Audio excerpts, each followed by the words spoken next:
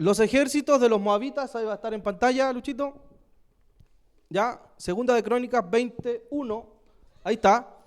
Después de esto, los ejércitos de los moabitas y de los amonitas y algunos meunitas le declararon la guerra a Josafat. ¿Qué le declararon? La guerra. Llegaron mensajeros e informaron a Josafat: un enorme ejército de Edom marcha contra ti, desde más allá del mar muerto. Ya está en Hasezón Tamar. Este era otro nombre para Engadí. Josafat quedó aterrado con la noticia y le suplicó al Señor que lo guiara. ¿Cómo quedó Josafat? Aterrado. Quedó muerto de miedo. ¿Y qué hizo Josafat? Suplicó al Señor que lo guiara. También ordenó a todos en Judá que ayunaran. ¿Se dan cuenta? Oración y ayuno fue lo que convocó Josafat.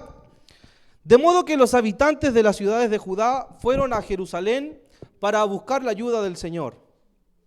Josafat se puso en pie ante la comunidad de Judá en Jerusalén, frente al nuevo atrio del templo del Señor, y oró diciendo: oh Señor, Dios de nuestros antepasados, solo tú eres el Dios que está en el cielo. Tú eres el gobernante de todos los reinos de la tierra. Tú eres fuerte y poderoso. Nadie puede hacerte frente. Oh Dios nuestro, ¿acaso no expulsaste a los que vivían en esta tierra cuando llegó tu pueblo Israel? ¿Acaso no les diste esta tierra para siempre a los descendientes de tu amigo Abraham? Tu pueblo se estableció aquí y construyó este templo para honrar tu nombre. Ellos dijeron: cuando enfrentemos cualquier calamidad, ya sea guerra, plagas o hambre, podremos venir a este lugar para estar en tu presencia ante este templo donde se honra tu nombre. Podremos clamar a ti para que nos salves y tú nos oirás y nos rescatarás. O sea, le habían declarado la guerra a Josafat, ¿y cierto? Y usa el argumento de que cuando se declarara guerra a Israel, Dios vendría en socorro. El 10. Ahora mira lo que los ejércitos de Amón, Moab y del monte Seir están haciendo.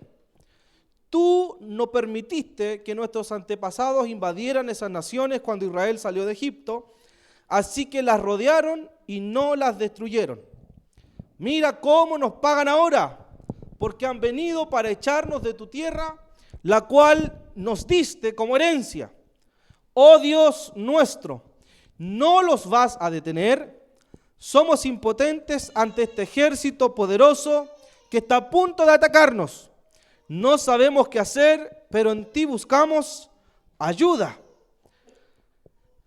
El 13, mientras todos los hombres de Judá estaban de pie ante el Señor, junto con sus esposas, sus hijos y aún los niños pequeños, el Espíritu del Señor vino sobre uno de los hombres allí presentes.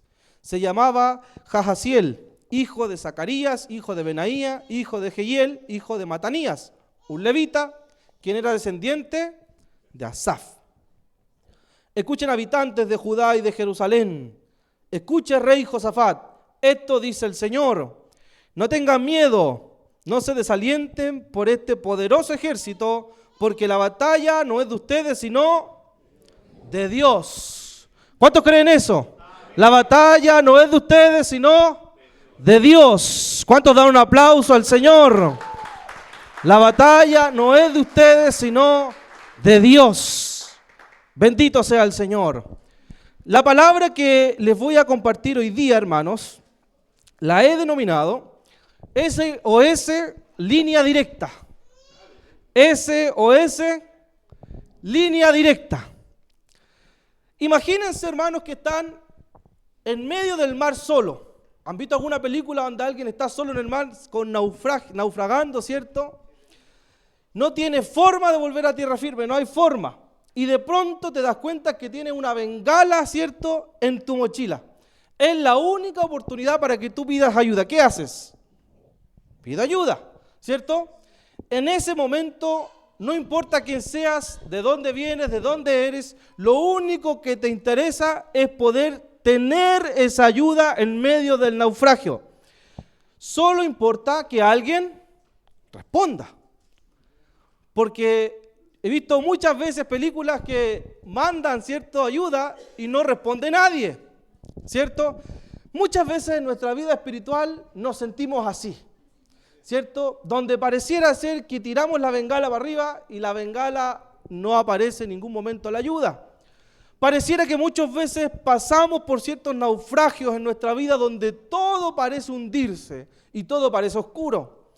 Llega la soledad de la noche, ¿cierto? Y no vemos a nadie más. Estamos completamente solos. Y lo único que podemos hacer, es lanzar un SOS al cielo. Lo bueno de todo esto, hermanos, es que cuando nosotros lanzamos este SOS al cielo, la línea siempre está abierta. La línea siempre está abierta, siempre hay conexión. No importa la tormenta, no importa lo que tú estás viviendo, Dios siempre está dispuesto a responder esa llamada. Dios siempre está dispuesto a poder responder y venir en pronto auxilio para la iglesia. Entonces, eso es línea directa. Tú y yo tenemos hoy día línea directa al cielo. Amén. Tenemos comunicación directa con el Señor. Ahora, ¿cómo contextualizamos esto? Josafat era hijo ¿de quién? De Asá, rey de Judá. Dicen las escrituras que Josafat era un rey bueno. Si la escritura dice que hay un rey bueno, significa que hubieron reyes malos, ¿cierto? El pueblo de Israel, tanto el norte como el sur, cuando se dividió el reino, tenían reyes buenos y reyes malos. Los reyes malos siempre generaban mucho dolor en el pueblo. Una decisión de un rey afectaba completamente a toda una nación. La decisión que un rey tomara, fuera buena o mala, tenía consecuencias para la nación.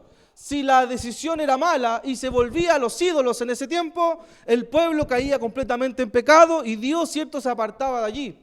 Pero cuando un rey tomaba la decisión buena y hacía reformas como lo hizo Josías, ¿cierto?, Ezequías, cuando hacían reformas, Dios respaldaba ese gobierno. Ahora, la fama de Josafat era muy grande en ese tiempo.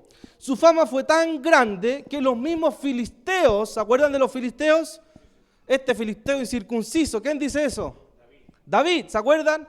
Entonces, los filisteos le llevaban regalo a Josafat porque era un rey imponente. Era un rey que hacía que las demás naciones temieran a su alrededor. Pero hubo un momento en la vida de Josafat que lamentablemente hizo alianzas con el rey Acab. ¿Han escuchado de Acab en algún momento? El malévolo rey Acab. Aunque, sin embargo, Dios consideró la reforma que hizo Josafat. Josafat, una de las reformas que hizo fue sacar los ídolos del templo. Fue cierto que el pueblo se volviera al Señor. De hecho, hay una frase acá que habla Josafat, donde dice, cierto, a ti volvemos nuestros ojos. Era tiempo que la iglesia, el pueblo en ese tiempo, volviera sus ojos al Señor. Y se da este punto. Como el gran rey Josafat, como el rey que era temible, dice que cuando hubo anuncios de guerra, quedó completamente aterrorizado. O sea, este rey Josafat era tan imponente, pero cuando hubo guerra quedó atemorizado, quedó aterrorizado. ¿Qué hacemos?, decía Josafat. Viene gran nación contra nosotros.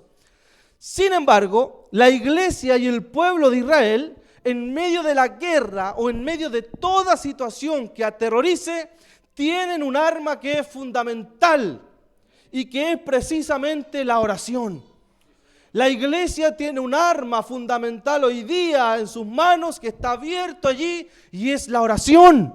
Usted y yo tenemos comunicación directa con Dios, pero pareciera ser que la oración muchas veces no es el arma que usamos en medio de nuestras dificultades, porque el ser humano es muy racional, pensamos, meditamos, vemos cómo solucionamos esto, pero muchas veces es necesario que nosotros usemos la oración como herramienta individual y colectiva para abrir muchas puertas en los cielos, para que el Señor ponga su mano sobre nuestra vida. Amén. La oración es una herramienta fundamental que la iglesia de Cristo tiene. Y si nosotros no valoramos la oración, tanto individual como colectiva, ¿cierto?, vamos a caminar y vamos a pisar muchas veces en aguas turbulentas y no vamos a poder salir de allí. Por eso es importante que nosotros valoremos la oración. Es importante que nosotros valoremos nuestra relación con el Señor. Amén. Ahora, vamos a ver en este texto, en este mismo texto, cómo la oración y el clamor para Josafat y el pueblo de Israel fue tan fundamental para salir precisamente de este temor. Vamos a ver 3 razones. Mire, versículos 2 y 3.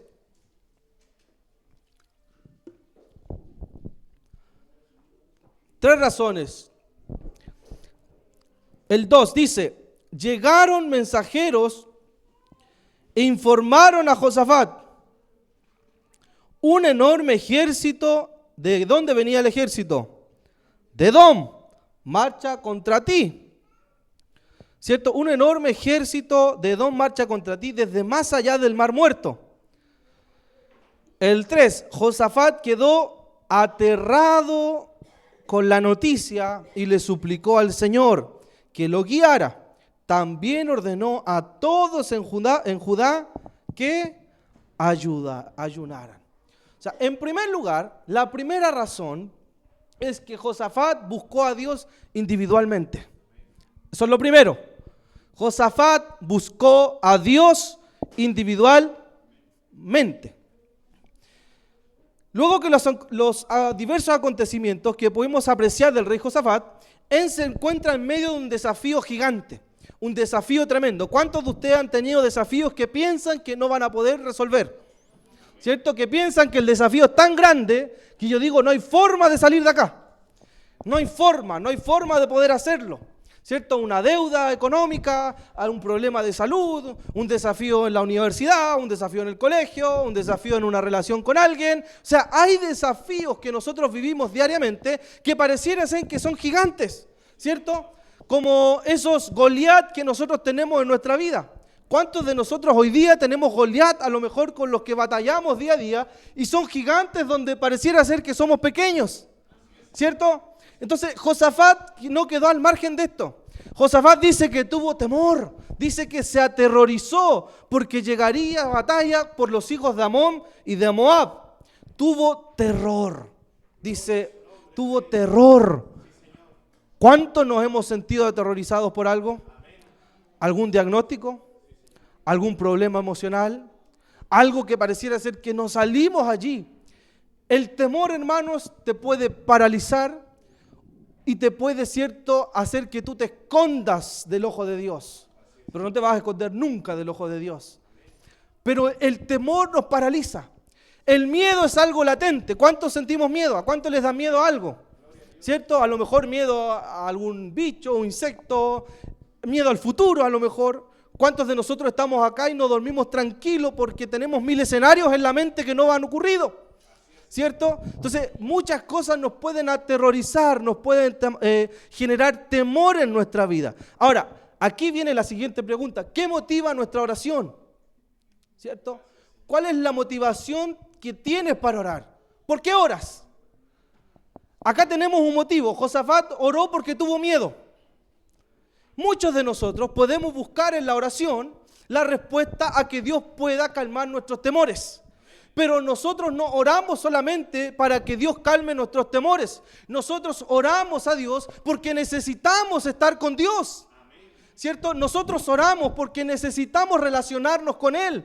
Si nosotros no oramos, no estamos cerca de Dios, ¿cómo nos vamos a parecer a Dios? ¿Cómo nos vamos a parecer a la imagen de Cristo si no queremos estar con Cristo? Entonces, ¿cuál es la motivación de la oración? Cuando recibimos una mala noticia, ¿cierto? Muchas veces nos ponemos a orar porque nos desequilibra. A lo mejor muchos de nosotros hemos estado bien en nuestra vida y parece que todo va bien y de repente aparece una noticia, ¡pum!, nos desequilibra todo como íbamos y tambalea nuestra fe de repente. Pareciera ser que a veces, ¿cierto?, estamos sin trabajo mucho tiempo y tambalea la fe. ¿A cuántos le ha tambaleado la fe cuando hay problema económico? ¿Cierto? Un problema de salud, lo que sea, hermanos. Pero ¿cuál es la motivación por la que tú oras?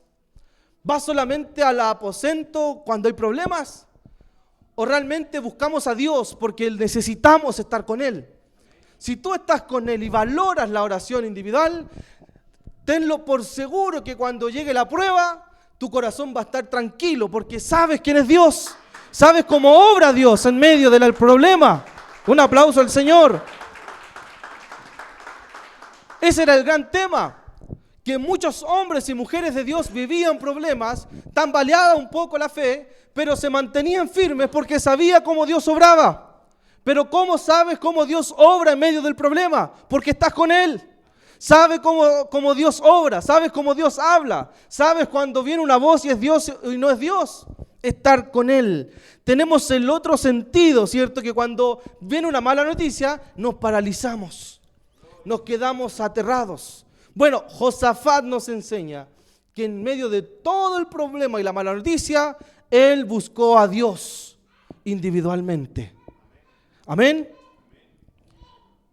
Dice, y le suplicó al Señor que lo guiara.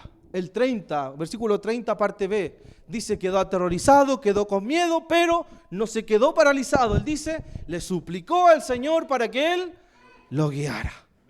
¿Se dan cuenta? Entonces, la oración individual tiene un gran valor, hermanos, para nuestra vida. Tiene un gran valor. El suplicar de Josafat tiene que ver con que él se humilló delante de Dios. Por eso que nuestra oración tiene que ser la disposición de un corazón humillado. En la oración tiene que haber un corazón humillado, ¿cierto? Pero el corazón humillado no aparece solamente en la oración. Tiene que ver con el corazón del creyente en el día a día. Que el Señor nos ayude a no tener un corazón soberbio. Que el Señor nos ayude, hermanos. ¿Cuál era la característica de los hombres malos en Israel? Los reyes malos. ¿No eran hombres de oración? Tenemos la antítesis de Josafat. Tenemos a Acab. Tenemos a distintos reyes que hicieron lo malo. ¿Cuál era la diferencia? Que los reyes malos no oraban. No buscaban a Dios cuando había problemas. Se dejaban llevar solamente por ellos mismos. De hecho, hay un rey que fue cuando dividieron el reino, que no buscó a Dios, buscó el consejo de la gente inmadura y no de los ancianos. Hizo caso a gente inmadura y la gran consecuencia de ese rey, que era hijo de Salomón, Roboam, divide el reino en dos partes. O sea, cuando no buscamos a Dios para tomar decisiones, podemos meter la pata. ¿Cuántos han metido la pata acá? ¿Pocos? ¿Todos hemos metido la pata alguna vez o no? Amén. ¿Qué lo dice con firmeza ahí? Gloria al Señor. Me gustan eso, los honestos son de mi lado. Porque todos tenemos problemas, pues, hermanos. Todos, los pastores, todos. Si uno no es Superman, pues todos metemos la pata muchas veces, nos equivocamos. Nos equivocamos, pero lo importante es si te equivocas, anda a la oración. Ve a tu cuarto secreto, cierra la puerta y busca a Dios, porque Dios te va a responder en medio de la oración. Dios sigue respondiendo hoy día, hermanos, las oraciones de tu corazón. Él sigue respondiendo, Él lo sigue haciendo. Tienes que orar con fe. Pero tenemos mitos en la oración. Tenemos varios mitos que hemos ido aprendiendo con los años. ¿Cuántos llevas más de 20 años en el Evangelio? Hartos. En el Evangelio no vamos a sacar cuenta. ¿Ya? Más de 30 años en el Evangelio. También, aleluya. Más de 40 años en el Evangelio. También. ¿Y cuántos venimos de tradiciones de familias evangélicas? Muchos de nosotros, ¿cierto? O yo no tanto, ¿cierto? Yo no vengo de tradición evangélica. Yo me convertí a los 15 años, ahí conocí al Señor. No, mi papá no era evangélico, mi mamá tampoco. Entonces, venimos de tradiciones y hemos arraigado mitos de la oración y que yo me he dado cuenta. Uno de los mitos es que la oración solo es necesaria cuando hay problemas. Y no es así. La oración es un alimento diario de nuestra vida. Es como la benzina que el vehículo necesita. Si nosotros no le echamos benzina al vehículo, ¿qué pasa? Ahí sí tengo experiencias con mi padre. Queda en pana el vehículo, por hermano. Si no le echamos benzina al auto, queda en pana. Si no le hacemos mantención al auto, se echa a perder. Bueno, nuestro cuerpo es un vehículo. Necesita de la oración, necesita de esa benzina antes de partir el día, al terminar la noche, durante el día. Si no le echamos benzina, vamos a estar en panes. ¿Cuántos han estado en modo pana? Así como que cansadísimos, estresados. Y se dan cuenta y dicen, no, esta semana no oré. esta semana no sé qué pasó, que no tuve tiempo para orar. ¿Qué mitos? Tenemos que usar palabras elocuentes en la oración, ¿cierto? Jesús hace el ejemplo, ¿se acuerdan del publicano con el fariseo? Muchas veces, se los digo porque yo lo he escuchado, no porque usted ora más bonito, pastor, no. La oración no tiene que ver con palabras elocuentes, ¿cierto? Con usar grandes palabras para referirse al Señor. No, tiene que ver con lo que nazca de tu corazón. Lo que hay en tu corazón. Cuando te toque orar en público, te toque orar en tu pieza, no tienes que rebuscar palabras para hablar con Dios. Oh, ¿y por dónde empiezo? Oh, grandísimo Padre de los santos. No, ve a tu cuarto, ve a Dios como es cercano, como un amigo. Esa es la oración. Tercero, otro mito que yo me he dado cuenta, que si tú no oras 3 horas pareciera que no es oración válida. No, tú tienes que estar 6 horas orando allí.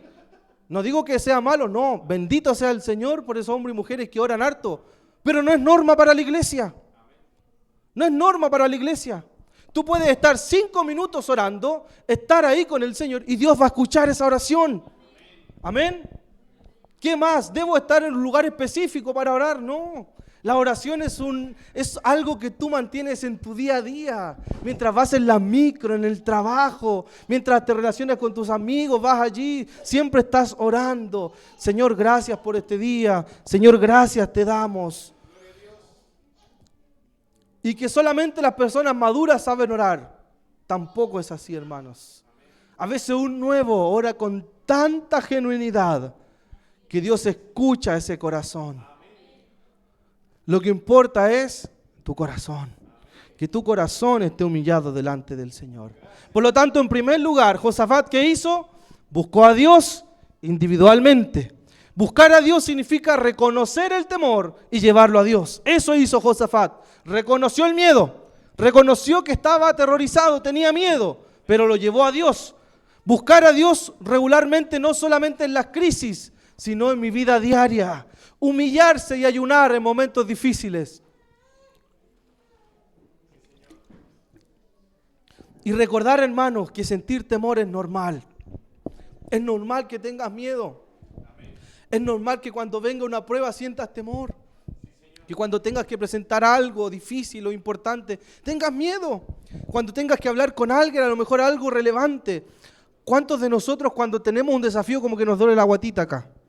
Al otro día y nos cuesta dormir, tenemos una prueba a lo mejor en el trabajo, tenemos algo, hablar con alguien, solucionar el problema, no importa, eso es normal. Reconoce el temor, pero llévaselo al Señor. Reconoce tus miedos, pero llévaselos a Jesús, porque Él va a poner atención en todo lo que necesitamos. Amén. En segundo lugar, miren, no solamente Josafat se quedó allí, él buscó a Dios como pueblo. Miren, el 4. De modo que los habitantes de todas las ciudades de Judá fueron a Jerusalén para buscar la ayuda del Señor. Interesante esto. Volvamos a leerlo. ¿Qué dice? De modo que... Fuerte, léalo fuerte. De modo que...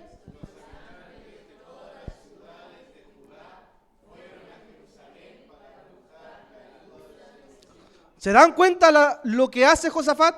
Josafat dice, le suplicó al Señor por el temor, pero también convocó a la nación a orar. Entonces, el segundo punto es que buscaron a Dios como pueblo. Aquí hablamos de la oración colectiva, la oración comunitaria. El 6 dice, y oró diciendo, oh Señor de nuestros antepasados, solo tú eres el Dios que está en el cielo. Tú eres el gobernante de todos los reinos, tú eres fuerte y poderoso. Nadie puede hacerte frente. ¿Se dan cuenta la decisión de Josafat? Buscó a Dios individualmente, pero también vinieron todo el pueblo a orar y suplicar a Dios. Es por ello que es tan importante la decisión de Josafat, porque influenció a todas las ciudades de Judá a arrodillarse. A todas las ciudades. Es importante, iglesia, que la idea de pueblo siempre ha estado en la mente de Dios. Dios nunca ha pensado solamente en algo individual, Siempre en la mente de Dios esto ha sido colectivo. Por eso que los llaneros solitarios en el Evangelio duran poco, porque el Evangelio es comunitario. El Evangelio es cuerpo de Cristo. El Evangelio no es solamente pienso lo que yo quiero, lo que yo hago y a mí nadie me va a decir. No, si estamos en esa postura, estamos perdiendo el tiempo en la iglesia. Porque la iglesia es comunitaria, la iglesia es el cuerpo de Cristo y no lo hemos definido nosotros, lo ha definido Cristo. Él derramó dones sobre su iglesia. Bendito sea el Señor. Es una idea de pueblo, siempre ha sido colectivo. La iglesia del primer siglo, la iglesia del libro de los Hechos, era una iglesia que buscaba a Dios en comunión y en oración. Siempre esto fue colectivo. ¿A cuántos de nosotros hemos orado por ustedes? Siempre oramos, comunitariamente oramos por ustedes. Cuando alguien de ustedes tiene un problema, lo da a la iglesia y la iglesia se pone a orar. No estás solo en esto, iglesia. No pienses que caminas solo en esto. Aunque muchas veces no veas a la gente, hay un pueblo que está orando por ti. Hay pastores que están orando por ti cada día. Las batallas no las peleas solo. Hay todo un pueblo que ora por ti, por tus hijos, por tus nietos, por tu familia. Siempre hay alguien que ora por ti. Bendito sea el Señor. Miren, Hechos 2:42. Lo voy a leer yo. Dice: todos los creyentes se dedicaban a la enseñanza de los apóstoles, a la comunión fraternal, para participar juntos en las comidas y la oración. ¿Se dan cuenta? Hasta mariachi me ponen, hermanos, de fondo para poder cantar. ¿Cierto? O sea, la oración de la iglesia era colectiva. La iglesia que quiere crecer debe crecer también en oración. ¿Escuchó? La iglesia que quiere crecer debe crecer también en oración. La oración es parte integral del crecimiento saludable de una iglesia. Una iglesia que quiere ser saludable debe crecer también en oración. Si la iglesia no crece en oración, no es una iglesia saludable. Una iglesia que quiere ser relevante en su contexto es también una iglesia que busca a Dios comunitariamente. ¿Se dan cuenta? Una iglesia que quiere ser relevante en su contexto es una iglesia que busca a Dios comunitariamente. La oración no solamente es individual, hay valor en la oración colectiva. Veamos algunos ejemplos. Miren, Hechos capítulo 12, 5. Estaba Pedro en la cárcel. ¿Se acuerdan cuando Pedro estaba en la cárcel? Pucha, Pedrito estaba preso ya de nuevo. Siempre hablamos, Pedro estaba en la cárcel. Dice, pero mientras Pedro estaba en la cárcel, miren qué interesante esto. Pero mientras Pedro estaba en la cárcel, ¿qué dice? Miren, mientras Pedro estaba en la cárcel, dice Lucas en Hechos, la iglesia oraba fervientemente por él. Porque entendían que cuando se afectaba a un miembro del cuerpo de Cristo, se afectaba a toda la iglesia. ¿Se dan cuenta? Mientras Pedro estaba en la cárcel, había una iglesia que oraba. Que oraba. Para elegir diáconos, miren, estos 7 hombres, Hechos 6:6, estos 7 hombres fueron presentados ante los apóstoles, quienes oraron por ellos y le impusieron manos. O sea, para elegir líderes en la iglesia oraba comunitariamente. A los misioneros, miren, Hechos 13, 2 y 3. Dice, ministrando estos al Señor y ayunando, dijo al Espíritu Santo, apartadme ¿a quién? A Bernabé y a Saulo para la obra a que los he llamado. Entonces, habiendo ayunado y orado, le impusieron las manos y los despidieron. O sea, hay un valor en la oración, hermanos. Por eso es importante tener presente que en nuestra vida siempre hay alguien que nos observa en nuestra vida. Siempre hay alguien que está pendiente de ti orando.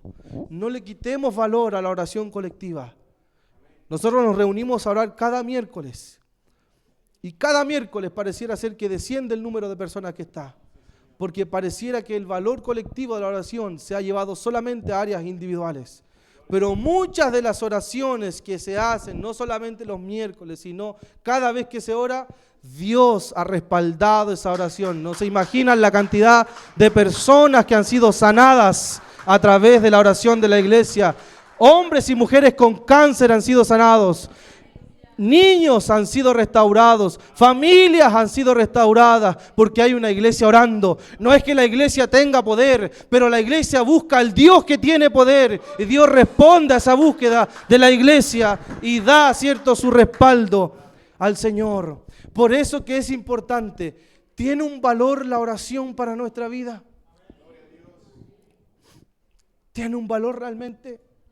Y no hablo solamente como iglesia, hablo también como familia. Le damos un valor familiar a la oración. Llevamos nuestros devocionales familiares en la semana. Estamos dándole un valor a esto.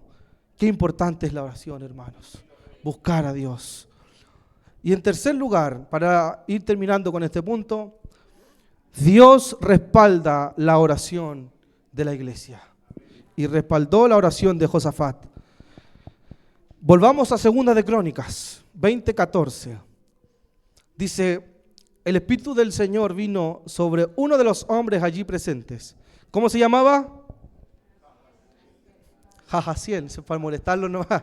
Jahaziel, ¿cierto? Jahaziel. Hijo de Zacarías, hijo de Benaía, hijo de Jehiel, hijo de Matanías. Un levita, que era descendiente de Asaf. Dios levanta a Jahaziel, ¿cierto? Un hombre levita. Dios lo levantó a él, no levantó a Josafat, levantó al hombre que les nombré. El 15 dijo, escuchen habitantes de Judá y de Jerusalén, escuche rey Josafat, esto dice el Señor, miren lo que dice el Señor en medio de la oración individual y colectiva. Esto dice el Señor, iglesia Camino de Gracia, esto dice el Señor, no tengan miedo. No se desalienten por este poderoso ejército, porque la batalla no es de ustedes, sino de Dios. Esta batalla no es de ustedes, sino de Dios. Cuando la iglesia de Dios considera al Señor para que Él vaya adelante de Él, Dios va adelante de la iglesia, batalla con la iglesia, está al frente de la iglesia. Por eso no se preocupen por nada, porque si Dios está en primer lugar en nuestra vida, van a hablar de usted, van a hacer cosas de usted, pero Dios sabe quién es usted, conoce su corazón y Dios respalda, hermanos, la vida de una iglesia que ora. Bendito sea el Señor. El 16 dice, mañana marchen contra ellos. Va a la dirección. ¿Cuál era la oración de Josafat? ¿Se acuerdan?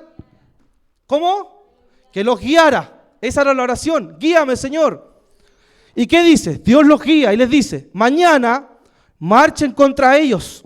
Los encontrarán subiendo por la cuesta de Cis al extremo del valle del desierto de Jeruel. Sin embargo, ustedes, miren qué hermoso esto, ustedes ni siquiera tendrán que luchar, dice.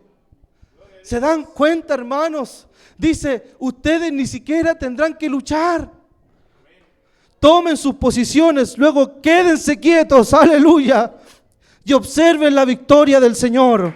Él está con ustedes, pueblo de Judá y de Jerusalén. No tengan miedo ni se desalienten. Salgan mañana contra ellos, porque el Señor está con ustedes. Bendito sea el Señor. Esa es la respuesta de Dios a la oración de Josafat y a la oración del pueblo. No se desaliente, no tengan miedo, ni siquiera tendrán que luchar, les dice. Solamente vayan, quédense quietos y vean cómo Dios les respalda. Ese es el Dios que yo conozco, que cuando uno lo pone al frente, Él pelea las batallas de la iglesia. Queda claro, por lo tanto, hermanos, en la historia de Israel, que es una historia marcada de guerras por hombres buenos y malos. Pero ¿saben? La gran ventaja de los hombres buenos es que reconocían que Dios era el rey de ellos. Ellos reconocían quién era Dios. ¿Cuál fue el gran problema cuando el pueblo pidió un rey? ¿Se acuerdan que Samuel estaba triste? ¿Por qué? ¿Qué dice el Señor? No te han rechazado a ti, sino a mí, le dice. Porque el gran rey de Israel siempre fue Dios, pero ellos pidieron un Dios porque las demás naciones tenían rey, o sea, pidieron un rey. Entonces el gran rey de Israel siempre fue Dios, no fue David, no fue Salomón, fue Dios. Bendito sea el Señor. Pongámonos de pie, vamos terminando.